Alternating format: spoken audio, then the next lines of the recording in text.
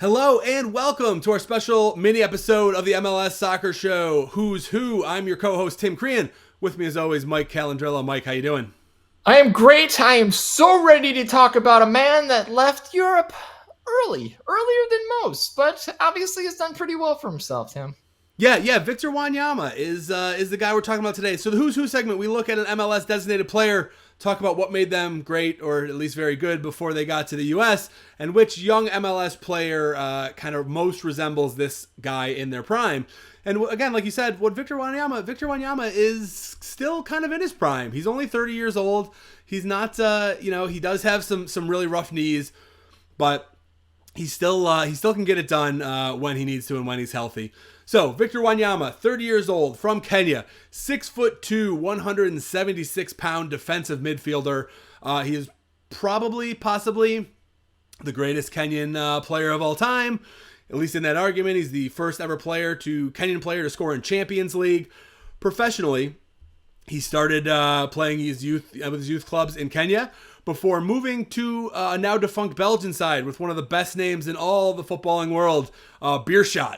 He played 51 matches with them, scored 2 goals. That got him a move to the best club in Scotland. Sorry, Rangers fans. He went to Celtic from 2011 to 2013. Played 61 matches there, scored 10 goals. That side was a really interesting side. They had Fraser Foster in goal. They had Giorgio Samaras, one of my favorite strikers. Greek legend, played for Man City for a while. They had this massive upset in Champions League over like the prime Messi, Pep Guardiola, Barcelona side. So that was big. And that got him moved to Southampton, where he played 85 matches, scored 4 goals. Really solid player at Southampton. Moved to Tottenham, 69 matches, 6 goals. There, again, injuries started to catch up with him a little bit. And then in 2020, he moved to the MLS. So he was, 28 at the time when he moved there, played for CF Montreal. 60 matches, 4 goals. So he's not the goal scorer that he was at other stops along the way. But he's an experienced player. And, Mike, this is what used to really kind of haunt me as a City fan when he played both at Southampton and Tottenham. He is tough. He is just a really tough, aggressive player in the midfield. Not afraid to take the hard foul. Not afraid to throw his body around. Again, that contributed to some injuries down the line. But man, he's a hard man, as they say, and you do not want to mess with Wanyama. And that kind of leadership and toughness, along with some really great passing from the back, and every once in a while winding up with a laser from outside the box, is what is one of the main things that is helping CF Montreal jump in. They're third in MLS right now, and Wanyama is a big part of that, Mike. So give me as a Tottenham Hotspur fan especially, give me your reminiscence of Wanyama over in Europe. You know, he was so integral when he was healthy those first couple of years when he came to Spurs, and it would coincide kind of with the Mauricio Pochettino days, and you could tell when Pochettino went out the door, kind of so did Wanyama. He was not anybody else's style, especially our friend Mourinho, who just wasn't his style of player. But this was a guy. He was a box-to-box midfielder. I mean, he did it all. He had a motor that wouldn't quit. He would bowl you over and just keep going. He could dribble, and like you said, I will never forget that laser from outside the 18 against Liverpool that he somehow just got over the keeper's hand into the top of the box, and it was just a thing of beauty. And those were the moments that he would just pull out of a hat. But he was a really, really consistent player. And anytime he was in that midfield, you felt confident. You felt that the Spurs were going to control the ball, a lot like Moussa Dembele, who Spurs also had at the same time. So that was a way of Pochettino's playing. It was a style that he had, and that tough, defensive-minded midfield would only then move the ball up the field to guys like Son and Dele Alli and, of course, Harry Kane.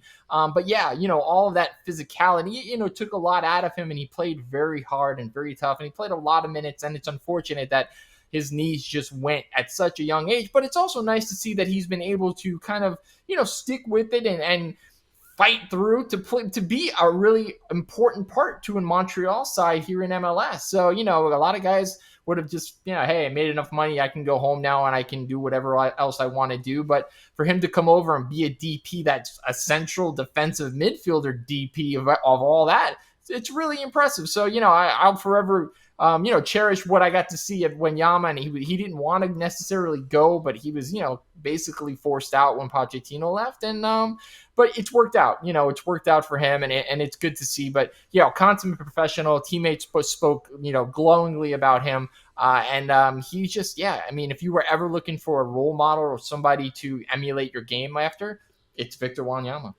Yeah, and you made an interesting point about him coming over kind of an early age, and again, that's one of the drawing points. We might see more of this in the MLS for certain clubs, because certain cities in the MLS are becoming have always been or are becoming really international cities that can rival the Londons and the Madrids and places like that, the Parises of the world, and places like Toronto and Montreal in Canada, and obviously you have LA and New York City, and to a lesser extent Chicago, but now Inter Miami down there, Inter Fort Lauderdale, as a club that can draw a lot of these players. So that's something that Victor Wanyama might have been a leader in too, or kind of to bring that over. But Victor Wanyama, 6'2", 176 pounds. So he is a big presence. So he's a physical presence. He's also a skilled one, though.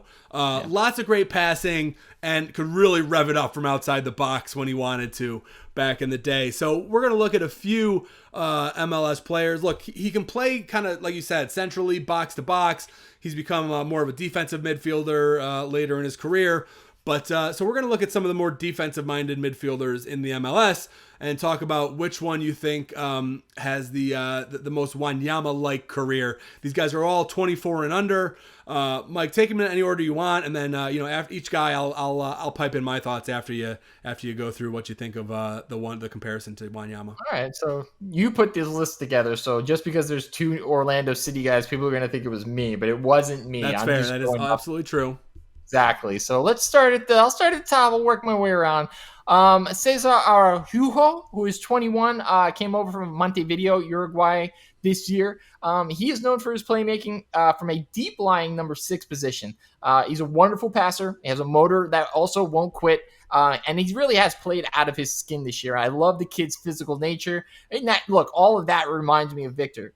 But he's 21, and he lets his emotions get the best of him. And that, to my recollection of watching Wanyama at Southampton and Spurs, was really something that he always had in check. He always knew who he was. He was in total control.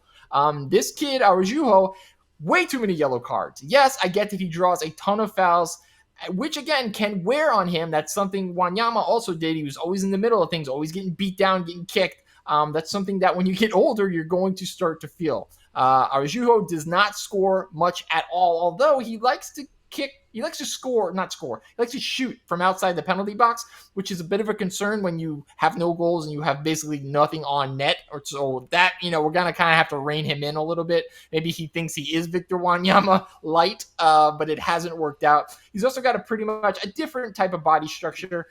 He's much more of a fast twitch fiber guy. He's much more, pesky, I guess you want to call it. Yep. So for me, there's more differences than there are, similarities. So for me, it was just a little bit too different. But I love the kid. I think he's got a lot to go, a lot to grow. He's got to stop flailing his leg out and getting red cards, because that's just going to paint him in a totally bad light. But again, a lot of positives, but just not Wanyama-like. Yeah, I like him. I think there are a lot of similarities. To me, the thing you said at the end, it comes down to body type for me is the main difference. I think he's only 5'9", 5'10". He's 150-something pounds, whatever. So playing that, stick your nose in there style is one thing when you're 6'2", 176. It's another thing when you're 5'10" and 20 pounds lighter. So you worry about the wear and tear. The wear and tear took its toll on Wanyama at that size. What's it going to do to Araujo down the line? But yeah, there's some stuff if he can kind of hone in that outside shooting, maybe he gets closer to that. But I don't think that's the best comparison there. Moving on to a guy who is more similar in stature, but maybe a little different in playing style. Let's go to NYCFC. Talk about 24-year-old Keaton Parks. I really like Keaton Parks, and this was one of my closest comps. He's emerged, and as a crucial cog for the Citizens since his debut in 2019. came over from Benfica on a loan. And he stayed. He's just 24 among midfielders with at least 1,000 minutes. He's finished last season within the 93rd percentile for progressive passes per 90 and 84th percentile for opponents bypass per touch. He's a bit press resistant, which is something that concerns me. He does pass the ball really, really well forward. He's gotten better defensively, but you don't necessarily want to watch him one-on-one.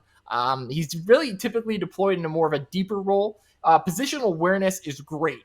He can really excel as being a shield for the defense. He's really a great tool to beat the opposition's press. Is again something Wanyama continues to do, and he can quickly drop back into the back line, act as a fulcrum in front of that line, and a quick movement that allows this club to really rapidly reset and play the ball forward. All things that really we all take for granted, and we're just like, midfielders, central defensive midfielders, number 5, number 6. These guys are so important, and that's why when you have a good one, it just makes your team so much better. Most importantly, probably about Keats is that he shows his class because he has natural vision. He can pick out the right passes. He racked up an 86.6% pass accuracy last year, despite playing in a deeper role. He's super intelligent. He knows when to surge ahead into the opponent's box. He's 6'4". I mean, he can just win the ball with absolute, capability.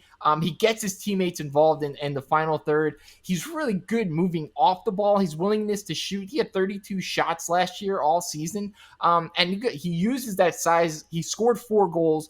He just does a whole lot of good. 2.3 goals. He beat out his expected of 2.3. He had 43 interceptions as well, if you're looking to nitpick. But his defense is getting better. I really like what he does because he links back to the front as well as any two-way midfielder in MLS. Finds a way to score when he has to, and to me, he's one of, if not the most similar to a guy like what Wanyama did at a similar age, because he's full of piss and vinegar and he can just go. And, as a NYC fan, more than anybody. Yeah, I mean, Parks, stature-wise, is very similar. I mean, offensively, he's just as good, if not almost better at this point than Wanyama was. But where the comparison falls apart is, and look, I hope if Keaton Parks can bring this aspect to his game, it'll be huge. He is not an intimidating force back there, Right. He's getting, like you said, he's getting better technically defensively, but as far as being physical and being an intimidator, he's not that, Right. And that was such a thing in Wanyama's game, is that midfielders just didn't want to go near him like in his prime, because he would take you down. He would do it cleanly most of the time, but he would do it hard, and he would make you pay for coming across the middle and trying to link up with from the back to the front. And so listen, if Keaton Parks could find that aspect to his game, wow, that would be something special. But yeah, that's the only place that I really see this comparison falling apart. But yeah, I mean, going forward, I see a lot of Parks and Wanyama comparisons. Yeah, no, I like that. Let's move on to Francisco Janela of LAFC, and that's about it. So that's all I got. I got a little bit more. They consider him a cultured passer role, which tells me that they don't really have a lot on him just yet. His strengths are that he likes to take long shots. He's pretty accurate. He's really good on short passes. He possesses good concentration. He likes to tackle, even though he isn't very efficient at it. That's a problem. And he's unfortunately very, very weak in aerial duels, according to what I saw. So for me, another international player, but he's just too soft. He hasn't been the same since a knee injury cost him a lot of time in 2020. And at LAFC, he's kind of like an afterthought because that team is so stacked. He's still getting some time there, but I think anything that LAFC can get from a guy like Janela is kind of just bonus, and I don't really know how much they're relying on him. And that has, all teams that kind of had Wanyama in his heyday all relied on him quite a bit. So it's really hard to draw a comparison for me here. Yeah, so, look, he's 6 feet tall, he's 161, so he has a little heft to him, size-wise. And while he hasn't shown kind of those Wanyama traits with LAFC, he has shown some with Uruguay, playing with them. I mean, he is scrappy. That whole Uruguayan team gets scrappy when they get out there together. So that's, it's something to keep an eye on. He's 23, and he plays a similar position. He has some of the passing more than anything that Wanyama has, but the rest needs to come along. So maybe he's probably maybe the bottom of this list for us. But moving on, Mike, I put one more player in there from Orlando City. Again, size, stature, and he's young. So is there any chance that Andres Perea comes out like Victor Wanyama? His offensive game is pretty similar. I know he had 2 goals last year, but he threatens a lot. He really does. He gets into the other half of the opposition's field pretty consistently. He's got nice speed. He's pretty quick. He just needs to really develop that part of his game because he hasn't been able to really push past Orlando City's depth chart and really show what that unknown quantity is. And I think he has all the skill set. Like you said, he's a big body. He does a lot of good things. He's got a couple caps for the U.S. national team since he transferred over from the Colombian side. When he does play, he's really, really good on possession and really good in passing.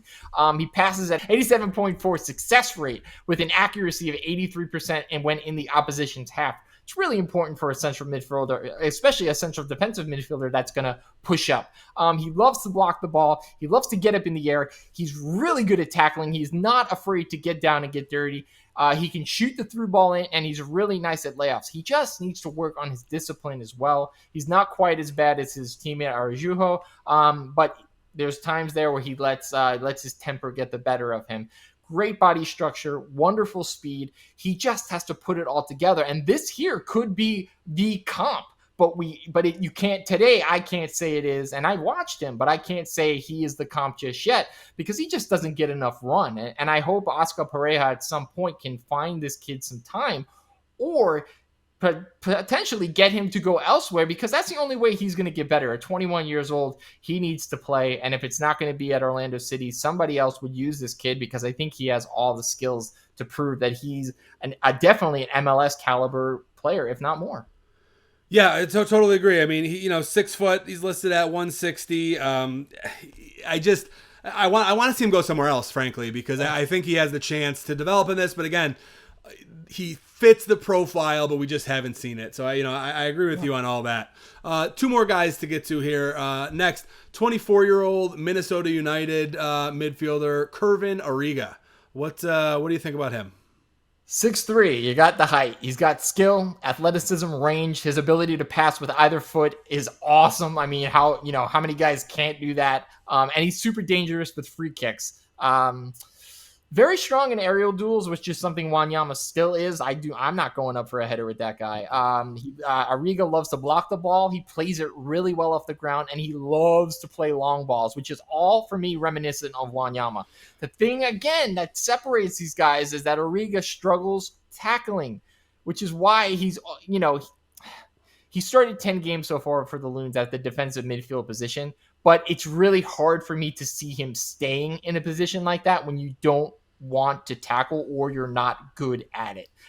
So for me, again, there's parts, but this is just not a comparison enough for me because while he is okay going up in the air and mixing it up, he doesn't want to go down and do the dirty work. So if you're going to be a true defensive midfielder, a number 6, you've really got to hone that skill set. Otherwise, you're really a number 5, or, maybe you need to be pushed up further up the pitch because this guy has all the skills, but there's something lacking. And at 24, it's hard to teach a old dog, new tricks. And he's getting to that age where he just may be the type of player he is.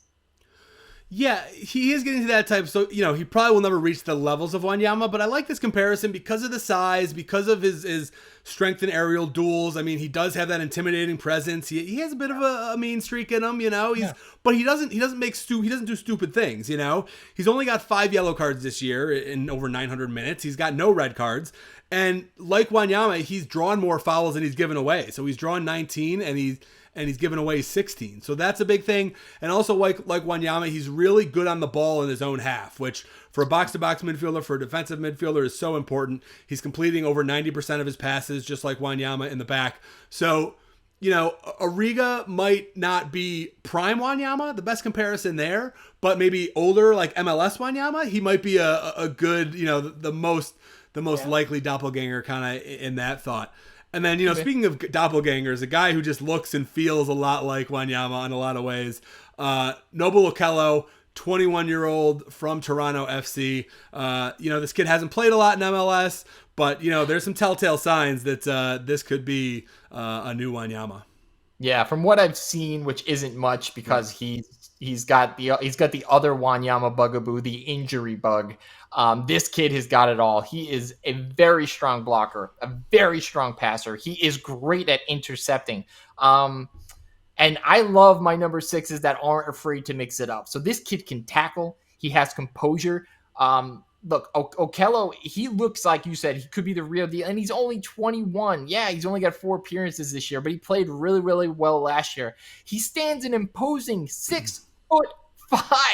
He weighs 207 pounds. Who in their right mind is going up with that guy? No, not happening. And the thing I really, really like, and just draw me back to an olden days Spurs, is that this kid moves around the pitch like a gazelle. He's graceful. He can peel away from the opposition while maintaining possession in tight spaces with a beauty that just belies his size. He's so good. He's so young. He's so talented that if he can stay healthy, because you can't be picking up these knocks at 21, it could really be the most comparable comp to Victor Wanyama. He uses his legs to get away while carrying the ball into the opposite half.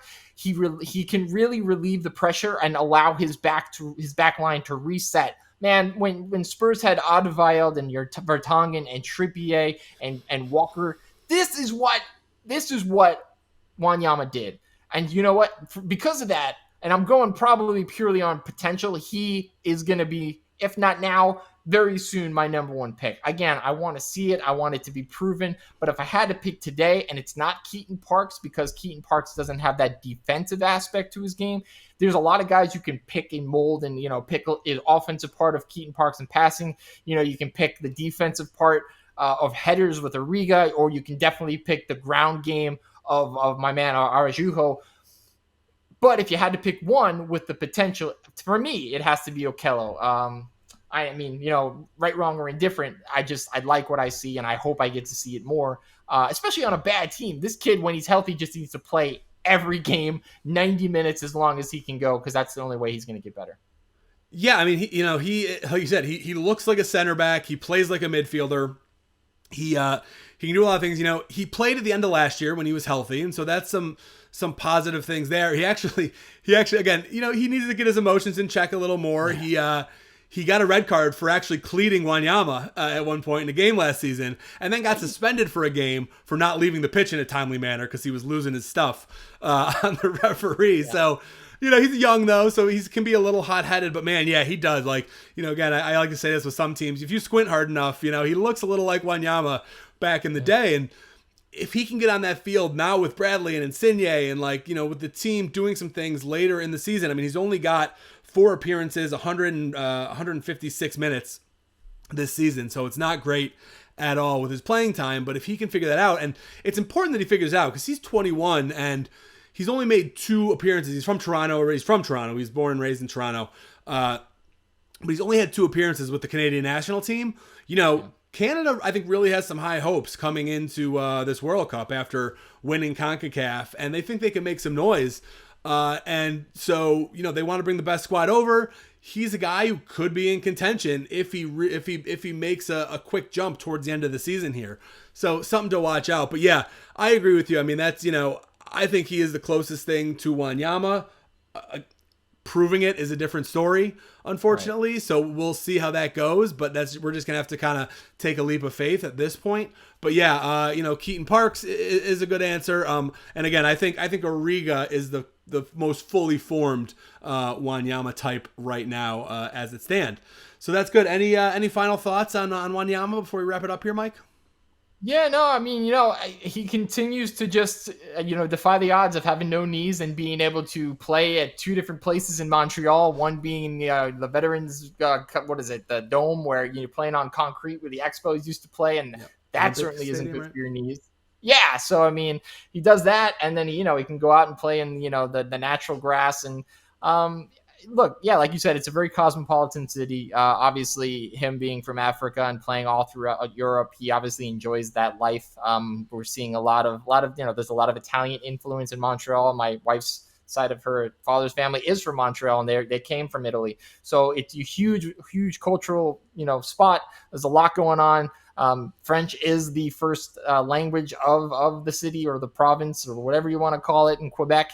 But yeah, I'm glad to see that he's doing so well. The team is doing really well, and I think he's a bona fide leader. And because of him, they're going to reap their rewards, and they just need to continue to put pieces in place. And at 30, if his knees stay healthy and he wants to play, this guy could play another 5, 6, 7 years, just because he is that smart. He's that, and I'm sure at this stage in his career, he knows how to pace his body, and he knows how, when to shut it down. So, hope for all the best. He's always going to be a Spur to me. And, I'll root for a guy like that, even if, they're on CF Montreal. So. Yeah.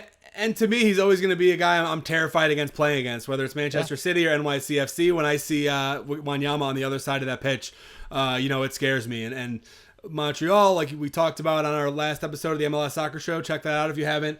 They're going to miss Jordi Mihalovic for a little bit. They're MVP candidate, so that's worrisome. But if anyone can hold them together with his leadership and skill, it's going to be Wanyama. So it'll be interesting to watch going forward. And just a really great player. And I don't have it in front of me, but he's he's not in the top 10 of highest paid players in the league, but he's in the top 15 or maybe just on the edge of that, maybe top 20. And one of the few highest paid players in MLS who's not stealing his salary, like the Xherdan Shaqiris or the Gonzalo Higuains or Douglas Costas, those guys of the world. So congratulations to him for that, for actually earning a multi-million-dollar contract, unlike so many other designated players. Mike, thank you as always for doing this with me. Tell the people, if they enjoyed this kind of thing, where else they can find us. Yeah, you can watch us on Facebook. It's just Sportscasting. You can also watch us on YouTube, Sportscasting again. Look for the little blue square with the black S in the middle. If you want to see all of our social graphics and whatnot, start a conversation, go to Twitter at Sportscasting19. That's the number. And on Instagram, it's Sportscasting Official. So be sure to interact, comment, let us know what you like. Let us know what you want to see. You like more of these who's. We got a lot of fun stuff. It's almost transfer season, which also is called silly season all across Europe. So we're going to be talking a lot about that. But as always, it's fun. It's great to go down memory lane with these DPs and then look at the bright kids that are coming up through this really exciting league and just see how much it's grown exponentially over the past, 27 years now. So it's a great mixture. There's a lot of things going on. And heck, Don Garber, he doesn't need Neymar because we've got enough of our own kids that are really, really good. So more power to you, Don. I'd personally like to see Neymar, as long as he doesn't go to Inter Miami, but that's neither here nor there. I'm Mike Calendrillo. He is Tim Crean, and as always, we are the MLS Soccer Show. We will talk to you later.